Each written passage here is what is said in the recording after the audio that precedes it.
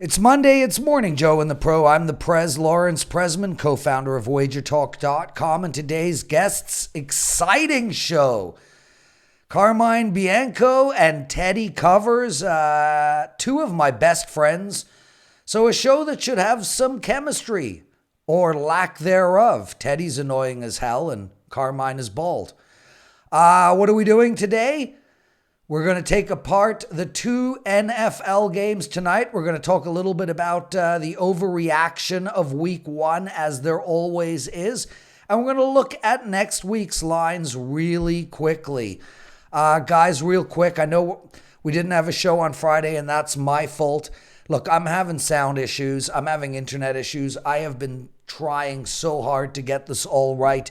It's driving me crazy a hell of a lot more than it is all of you, and especially more than the big man himself, Johnny Detroit, who runs WagerTalk.com.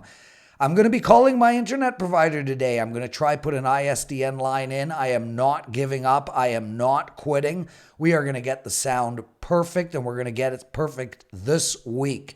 Anyway, let's bring our guests in for the day.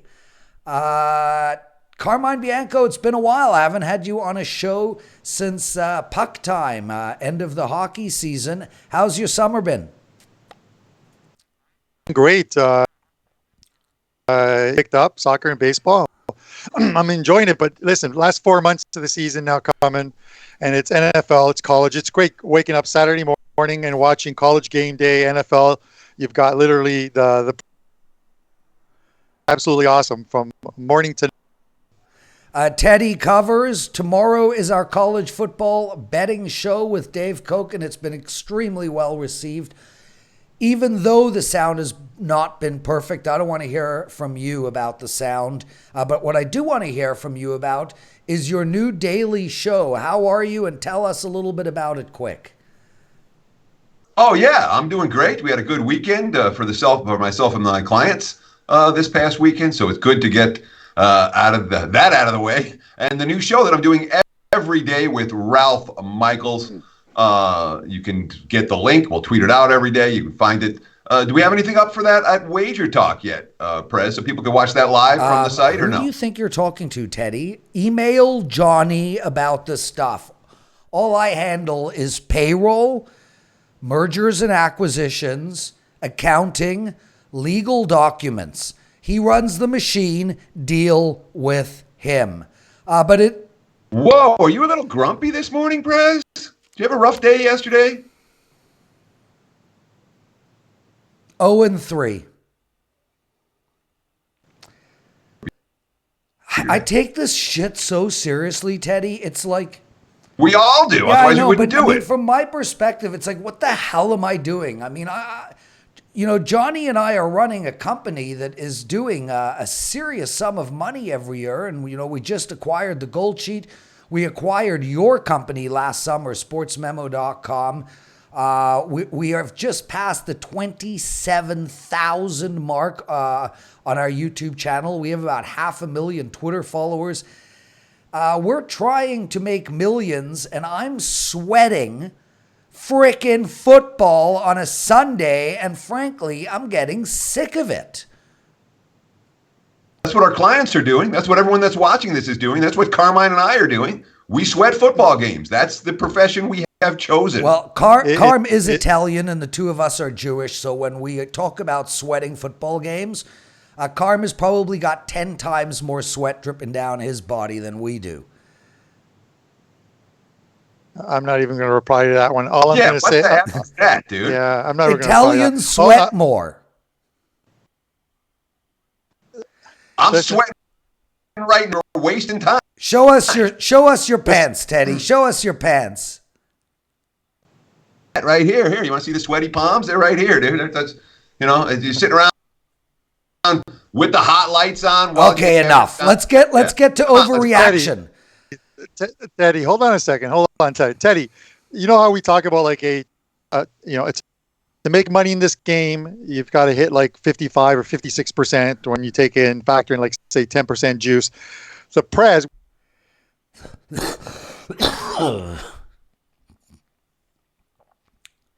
difference can stop playing the Atlanta Falcons. All last year, all I heard was Falcons, Falcons, Falcons. That's a nice shirt you've got over your right shoulder, Carm.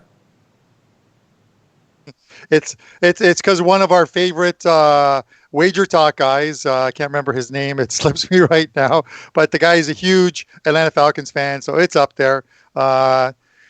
I may have to ship it off to him because the Falcons just did us in this weekend. Guys, let's get to the overreaction of week one. We see it every single year. You know, everyone came in high on Cleveland. Now they're like, oh my God, same old. The talk out of the Pittsburgh camp was this team has got great chemistry. They're feeling great. They're going to have a good year. They put up 3 points. Baltimore, nobody expected a 59 spot from them.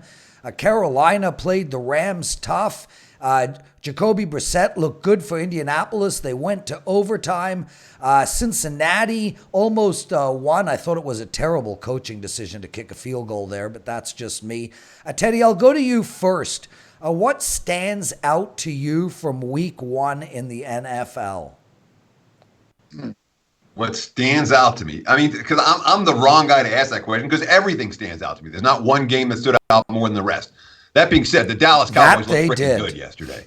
Dallas stood out as being a team that, I thought like my powering number on Dallas was short, and that will not be the case moving forward. You beat yourself up over Atlanta. How about Minnesota as a bet-on team? If the Vikings can run the football, they're going to crush teams because the defense is there. Have Cousins being able to pass to supplement the run the other way as opposed to the other way around like it was last year. If Minnesota can run like that again next week, that's something to pay a lot of attention to. Minnesota stood out to me as a positive. The Bills. Again, the Bills were down 16-0, and their final 3 drives of the game were field goal, touchdown. Some of that's the Jets wearing down in week. We saw a lot of teams wear down into football yet. So those are some of the things that stood out. And Teddy, there. I'm glad you mentioned Minnesota. I mean, I watched most of the games yesterday, and although we had some crazy blowouts and a team like Baltimore looked unbelievable, I think Minnesota... No, the Ravens did yesterday was nothing. Miami is the piece of the handicap to pay attention because the Dolphins didn't show up. And Lamar Jackson's getting all the love, and Baltimore's getting all of this pub and all of this, and that was all Miami. Yes, the Ravens executed, but it's the Dolphins that you want to have the takeaway. Yeah, so it's a shame you didn't let me finish my thought, but I guess you finished it for me. Sorry. I felt Minnesota was the most complete team of the day. The way they ran the ball, I thought the game planning was unbelievable. Delvin Cook looked phenomenal, and that defense just looked so stout. The other real takeaway for me, though, was the Chicago Bears. The Chicago Bears on Thursday night, I mean, they just could not move the ball. If you listen to the NFL preview show with myself and Kelly, I told everybody about that. I said the Chicago Bears are the 3rd best team in that division, and I said the Minnesota Vikings were the best team. They were plus 240 to win that division. I made that bet. I told all you guys to make that bet. But they were, to me, the most impressive team all around. And Chicago, to me, was the most disappointing. Carmine, any thoughts from you? I wanted to talk about the overreaction because there's going to be a lot of it. And as Teddy said, I had that, as you guys know, I had the Ravens as a 5% play on Sunday. I just thought that the Dolphins secondary and Dolphins D, they're just going to be a bad team this year, and you can tell by the fact that they're a 17-point dog next week as well, whether to the Patriots. But they just weren't going to be ready for a quarterback like the Ravens have. It was just a mismatch from the get-go, and it was done at the end of the first quarter.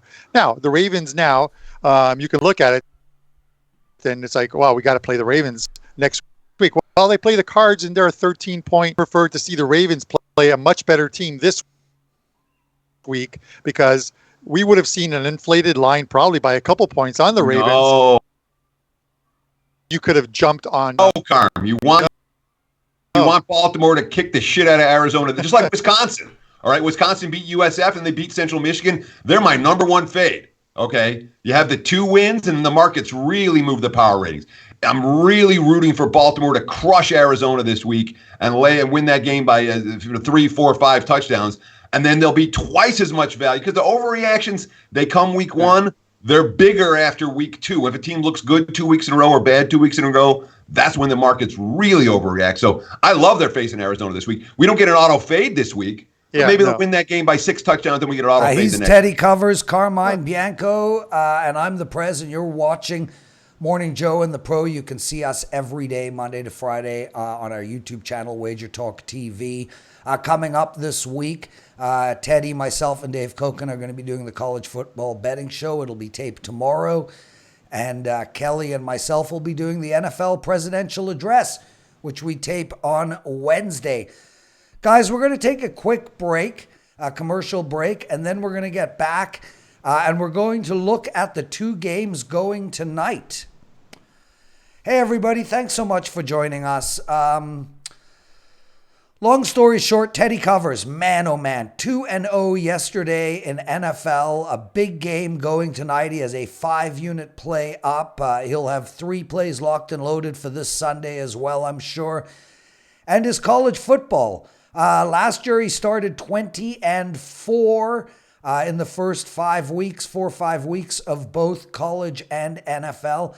And this year he left off where he picked off. He left off where he picked whatever. Anyway, you get a week of his plays, 7 days. It's regularly $99. You can have it for $69. Just head over to WagerTalk.com. Use the coupon code COVERS69. That's covers with an S, 6-9. Get 7 days of all of Teddy Covers' plays. Boys, let's get into tonight's game. We've had some line moves. We had Houston come out at +7. They are now 6.5, although there is a couple of 7s still on the board at William Hill and at Stations. The over and under has gone from 54 to 52.5. Carmen, I'm going to go to you first. What do you like in this game?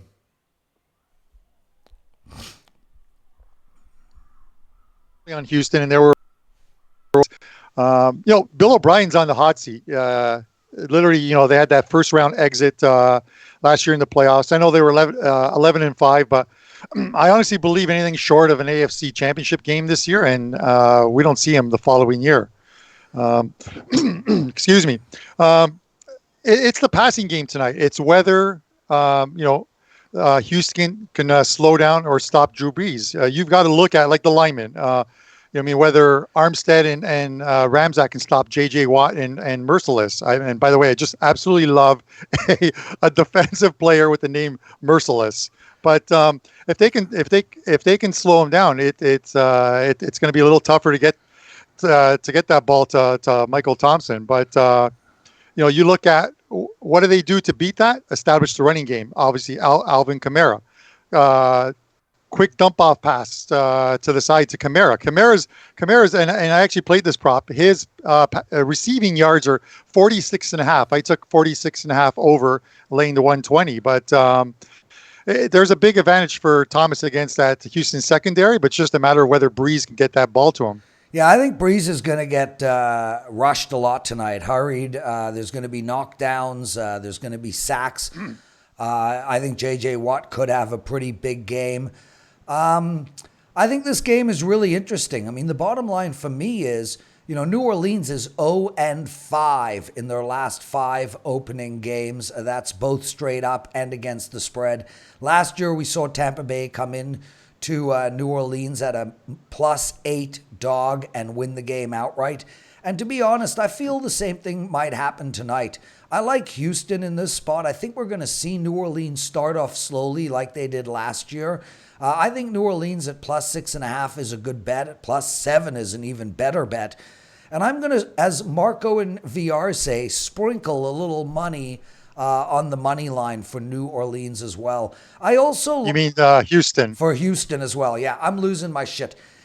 Yesterday, Saturday, I did a flying dock start. I tweeted it out. You guys got to check that out. I stood on a dock with one ski, jumped off the dock, landed, and skied off. Teddy's thinking, what the hell? Why weren't you watching college football? Teddy? Yeah, that's exactly what I was thinking. Anyway, I like Houston tonight. I lean on the over, but it's not going to be a play. Teddy, you got a 5% play in this game tonight, so you're going to kind of stay out of this conversation. But you love tonight's play. You went 2-0 yesterday, so guys, make sure to head over to WagerTalk.com. It's $9 Monday. Everybody's plays are $9. You can literally... That play is not $9. What? That play is not $9. Okay, except Teddy's play. That's how good it is. Teddy, let's talk Denver against Oakland. Man, we had a consensus opening line of -3 to Oakland. It's been moved all the way around. There's a 3 on the board for Denver at Bookmaker. On a whole, it's -2.5 with an over and under of 42.5, 43. We saw a line move with the Antonio Brown announcement. What are you going to do in this game? Well, here's the beauty of it, okay? I think this has been a vast market overreaction, all right? I have not adjusted my Raiders power rating for the loss of Antonio Brown because I never adjusted my Raiders power rating up for the acquisition of Antonio Brown because Antonio Brown never played a game preseason or regular season in the Raiders uniform. So what we've seen is the market's moving a number that wasn't an Antonio Brown number to begin with. And they moved it significantly. I mean, how much is Antonio Brown worth to the Raiders? Let's just take the last week out of the equation. And Antonio Brown is playing for Oakland tonight. How much is he worth on the field? Potentially a negative number from my perspective. That guy's just a bad apple. But no, in all seriousness. How much is he worth on the field? In all seriousness, I don't think he's worth anything. And I was saying this in the NFL preview show as well as in Week 1's NFL presidential address. I think he was mismatched to that offense. I think him and David Carr would never have really gotten into rhythm. He's a long ball passer. David Carr does not react well to being hurried. He lacks patience. I felt it was a bad trade in the first place. So I'm with you, Teddy. I don't think he was worth anything. Which means that the market reaction to his absence is an overreaction to his absence. All right. If you want to lay points with Joe Flacco on the road, knock yourself out. Have a good time. You know, we said the same thing about Matthew Stafford and the Lions. The Lions were the right side for the whole game, but they weren't the right side because it's Matthew Stafford and the Lions in the fourth quarter, and they didn't get the job done, which is what teams, mediocre quarterbacks and mediocre teams are going to do, laying points Flacco and the Denver Broncos are anything but mediocre at best, which means that's not a team I'm laying points with on the road in the NFL. It'd be Oakland or pass for me. It's very Carm, what do you like in this game? I want to talk about Antonio Brown for a second. I agree. I agree with Teddy, but I disagree in the sense of this is okay. If the Oakland Raiders have a pass attack, if Carr has multiple receivers to pass to, Antonio Brown will have multiple receivers to pass to tonight. I'm saying he's valuable to the team. Look at last night's game. What did Antonio Brown, not being on that Pittsburgh team, and listen, even if he was there, they probably would have lost to the Patriots. But they double teamed Juju Smith last night. Roethlisberger had no one to pass to. That pass attack was non-existent, and it's going to happen all year with Pittsburgh. They're just going to double Juju Smith. Stop! You're overreacting. Week one, Carmine, you can't do it. No, we just talked about week one. Talk about everything. No. And you're like, oh, Pittsburgh faced one of the best defenses in the NFL this week. Therefore, the Steelers think. Therefore, that's going to happen all year. No. Washington can play. Steelers do not lack weapons. I'm not saying it's going to happen all year. You just said it was going to happen. Fight. Like that's going to happen all year. When they overreact like that. When the Steelers are playing, when they're playing top 10 defenses throughout the league, you have to take that into consideration. It's just something that's going to happen. Antonio Brown's got to be worth a few points. Okay, take away his mental state. Okay, the guy is bipolar. Whatever is wrong with the guy, I kind of feel sorry for him because he's a train wreck waiting to happen. But he's going to make a difference for the New England Patriots. Are you telling me that with him on the field, they're not a better team? Of course they are. My only question is how much he's worth to the point spread. How much is he worth to the point spread next week? I don't think much. They're playing Miami next week, so I think Prez, you could probably start and come down with 88 receiving yards and a TD. I'll tell you a quick funny story. I played wide receiver in the sand and on the grass with my buddies growing up. I thought I was pretty good. And one year I was part of the media and I got invited to the Toronto Argonaut training camp. The Argos are a Canadian Football League team. Obviously, they're not nearly as good as any of the NFL teams, but hell, they're a professional team and they're good enough.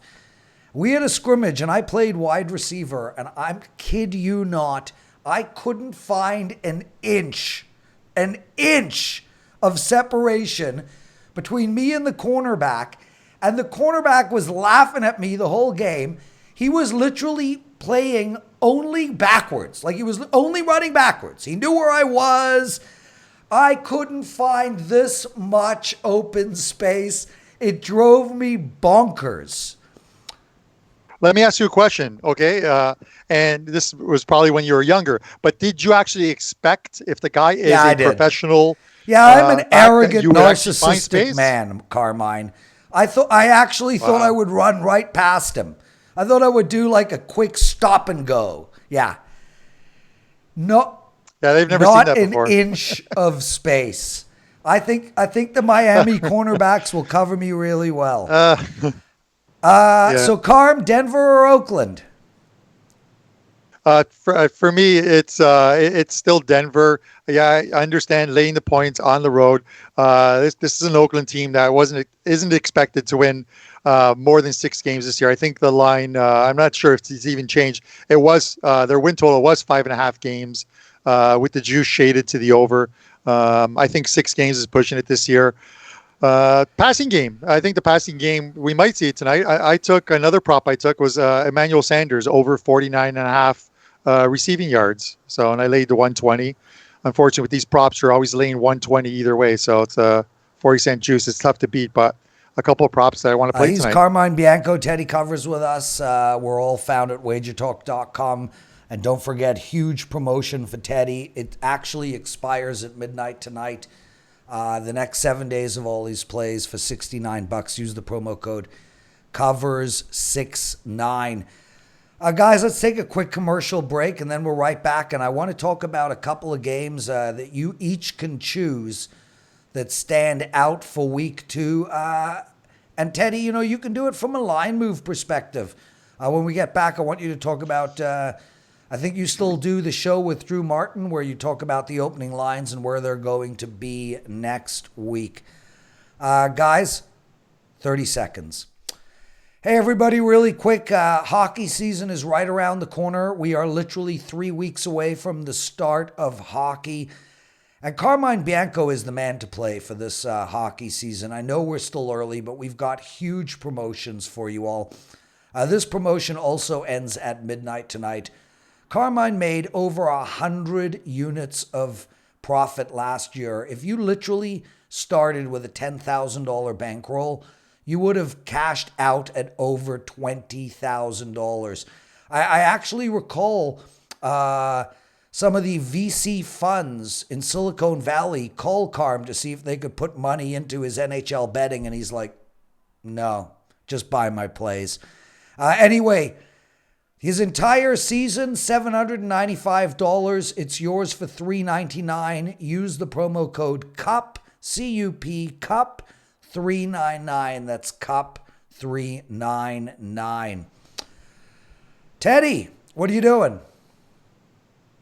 I'm trying to type you a message that says I have to be off in 10 minutes. Hard out. Okay, brother. Then why don't you talk for 5 or even 3 on some of the opening lines that we see for week 2, and if anything jumps out at you. NFL, college, where are we going? NFL, obviously, it's the NFL opening line report. What jumps out at me? I got all kinds of stuff jumping out at me. Indy jumps out at me, although my line came a little bit higher than that. Dallas jumps out at me. My line came a little bit higher than that. I'm surprised the Cowboys line is short. I don't know the Redskins are going to do that offensively where it was. Minnesota +3 at Green Bay. That's one that absolutely stands out. to me right now. I don't know that line can hold. Are we buying the Packers defense? And are we buying either of these two offenses? That's really, to me, a fascinating game. But first reaction, Minnesota plus, and that line's still holding. I thought that line would get bet down immediately, and that hasn't been the case. And of course, the near the bottom of the card, the Bears and the Broncos. That's one that absolutely stood out to me. It's overreaction week, and let's put it this way: I took one with Chicago already, hoping that Denver doesn't look as good on Monday Night Football as some people think they're going to look, and the Bears will come out favorites. If the Broncos that's a great bad. point, Teddy. If you guys think Denver's going to lay the smackdown on Oakland tonight, that Chicago-Denver line will likely not be the way it is tomorrow. So if you plan on betting Chicago and you think Denver is going to kick butt, bet Chicago now. Carm, anything that stands out to you? Well, going off of what Teddy said, right now, and we know we're only 1 week in, I'm sort of sold on the fact that Minnesota and Green Bay both have very good defenses. We'll see as the season progresses, but that total is 46, and I'm leaning right now on the under there. I just think 46 might be too much between these two teams, and not a reaction to the Giants getting blown out by a very good Dallas team, or the Bills coming back to beat the Jets. But I like the Bills lane too. I understand. I look at the changes the Bills made at halftime, and the one thing that really bothered me about this Bills team, I understand they had to give Frank Gore the starting job, but Devin Singletary is going to be a very good running back in this league if they give him a chance. They gave him a chance in the second half, and I think he put up like 88 rushing yards and completely changed how the Bills played, I think, that second half. Don't take this as a huge statement. I'm not saying he is, but he possesses some of the qualities that Kareem Hunt had. And listen, we're talking about Kareem Hunt in a KC setting where they have so many weapons and they're a great team. The Bills are nowhere near that, but they have a mobile quarterback who's a rookie who's going to have to learn. And if they can build with these young guys, the Bills can string some wins together. So they're laying 2 against a Giants team. I think the Bills defense is solid enough that if they can get the offense going, they should win this game. So for me, 2 games stand out. I think we're seeing a big overreaction on the Tennessee team. If you listen to the NFL presidential address, the preview show, I'm really high on Tennessee. I think at the end of the year, and I even said this, they would have a top 5 defense. I even suggested that there's a possibility they'll have a top 1 defense in the league. And we saw that yesterday against the Cleveland Browns. I did not expect Tennessee to put up over 40 points, and those 40 points were really phony. I watched that whole game, and I played the under in that game. I thought I was looking really good. It was 12-6 going into the half, and then 4 touchdowns happened in a 7-minute span, 2 of them off of turnovers by Tennessee. I also think we saw Indianapolis play pretty good against the Chargers. Where I'm looking is to go under the total in this game. I think Tennessee, as I've said, their defense is stout, and I think they're going to really shut Indianapolis down.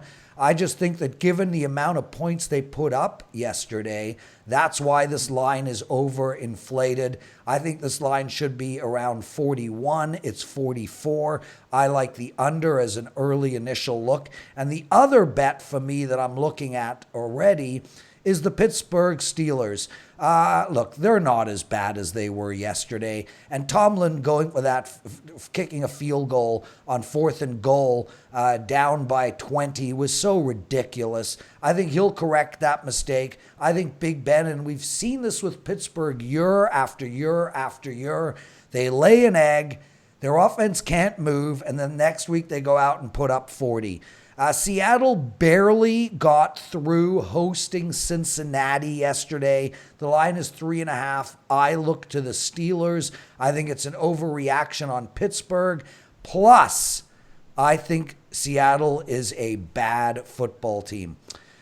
Teddy, you want to leave us with any quick last thoughts? Yeah, worth noting, stuff that's not necessarily in the point spread. The San Francisco 49ers are spending the week in Youngstown, Ohio, as opposed to flying back and forth to the West Coast.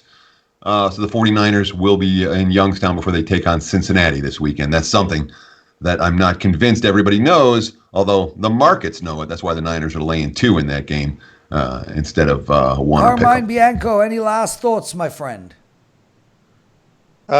Just on the Cleveland Browns. Listen, I understood, everyone talks about this new team that Cleveland was supposed to have. Listen, you're not going to win games when you allow almost 2 full football fields of penalties. I think they had 190 yards in penalties. You're not going to win games like that. They'll probably be a little bit better this week, but I'm not completely sold on this revival of the Cleveland Browns football team. Boys, let's call it a show. I'll take us out. Teddy, you can hang up and get the hell out of here, my brother. Guys, thanks so much for watching Morning Joe and the Pro. Teddy and Carmine was with us. The promos were Teddy 69. That's Teddy 69 for his. Actually, it wasn't Teddy 69. It was Covers 69 for 7 days of all of his plays. And Carmine's NHL Season Cup 399. Tomorrow's show is Drew Martin and Ralph Michaels. Make sure to check it out. We'll be talking 2 baseball games, 1 college football game, and 2 NFL games. I'm excited for all of you to be here. I appreciate all of your patience with our sound and internet issues. We're going to get it all sorted out. Please make sure to continue to comment on our YouTube channel, and I will read them and comment back. Thanks so much, everybody. Bicep pump, Prez, out.